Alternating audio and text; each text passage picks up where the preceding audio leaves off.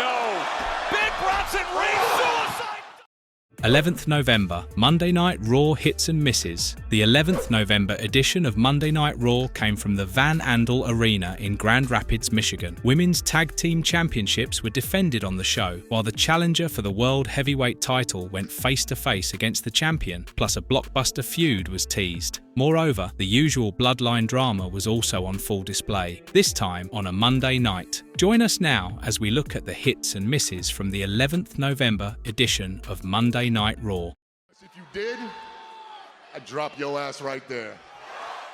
Hits. Playing mind games with the ring general. Gunther is generally at the top of his game, but ever since his surprising loss to Cody Rhodes at the Crown Jewel PLE, he seems to have lost quite a bit of confidence. This week, he went face-to-face with his Survivor Series War Games challenger, Damian Priest, and the former Judgment Day member completely owned the World Heavyweight Champion. Priest highlighted the lack of the unassailability aspect that was once associated with the ring general and made him aware of his newfound vulnerabilities. For the first time ever, the usually smug Gunther was visibly shaken by Priest's verbal onslaught, making their upcoming world title match a must-watch encounter. It's a superb way for WWE to hype up the mouth-watering clash between the two heavyweights.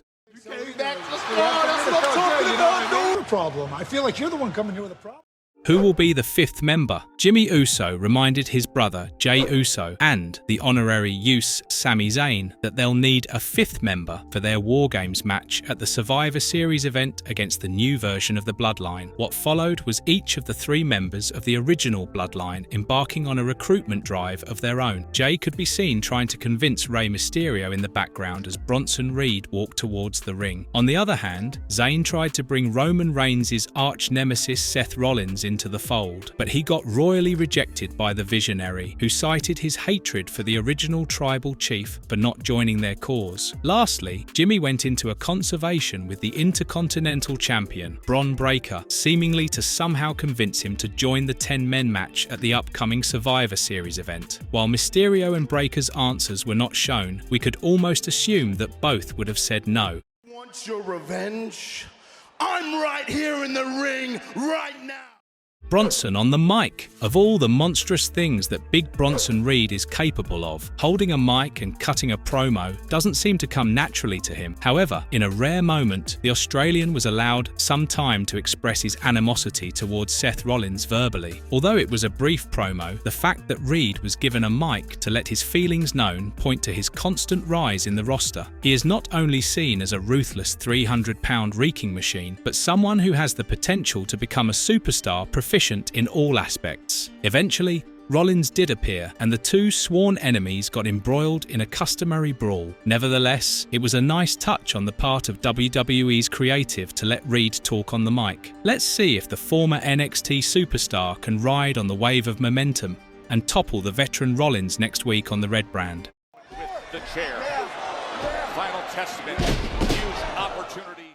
The executioners get executed. Ever since the Wyatt Six debuted in WWE, they have picked and chosen their victims while they have remained largely unscathed. However, this all changed in the latest episode of Raw, in which The Miz, along with Karrion Kross and his Final Testament lackeys, set a trap for the sinister ensemble. What seemed like a beatdown on the Awesome One turned out to be a way for the villainous group to call the Six out. Once the eerie faction was out in the open, Miz initiated the attack by shockingly hitting Eric Rowan with a steel chair, beginning an onslaught on the Uncle Howdy-led stable that saw them beaten to the pulp for the first time. The Final Testament may have dominated this time, but even thinking about what the Wyatt Six would have in store for them next week should give them chills. Overall, it is a nice and intriguing way to book the undercard.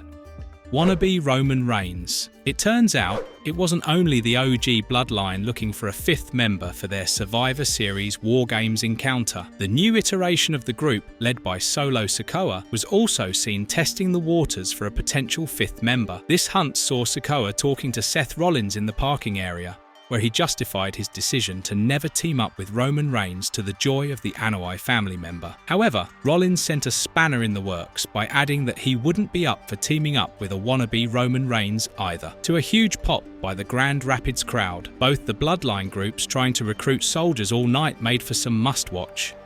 For the suplex of Nia Jax! WWE, teasing Bianca Belair versus Jade Cargill. The dynamic duo of Bianca Belair and Jade Cargill defended their women's tag team titles against all odds in the night's main event. However, it was a particular moment in the match that caught the eyes of the fans. In an attempt to pummel Liv Morgan, Belair almost accidentally hit her partner, Cargill, as the women's champion ducked at the last moment. Although the EST of WWE didn't make any contact with Cargill, the Stamford-based promotion seems to be subtly planting seeds for an inevitable clash between the two titans of the women's division. A monumental clash between the two seems just a matter of time. How we get there is the only logical question. Mrs. Wait a second. Everybody else, what about you? The slow heel turn of Xavier Woods continues. Another week, another discontentment between the New Day duo of Kofi Kingston and Xavier Woods. It feels like a foregone conclusion that the latter is primed to turn on his long-term friend. Just when, though, is a question that has the WWE Universe perplexed. The slow-burning storylines have been a hallmark of Triple H's regime, but this villainous turn from Woods has been teased for ages. Let's hope the WWE creative finally expedites the backstabbing of Kingston soon. With that tag breakup. And now power versus power. Unnecessary mayhem at the end. The main event bout for the Women's Tag Team Championships was marred by numerous interferences, first by Nia Jax and Tiffany Stratton, and then by Naomi. Granted, Jax and Stratton are behind Bianca Belair and Jade Cargill's straps, but having them disrupt a match and have no effect on the match's outcome makes little sense. It's common knowledge that Triple H loves to end the shows chaotically. However, there is a fine line between chaos that feels organic and the mix-up that feels forced. Tonight's case was the second. The latest edition of Monday Night Raw was booked strongly, and the storylines for the upcoming Survivor Series War Games PLE are advancing nicely. Additionally, WWE managed to advertise some mouth-watering clashes for next week's edition of the Red Brand. All in all, keeping a few misses aside, the show was a hit.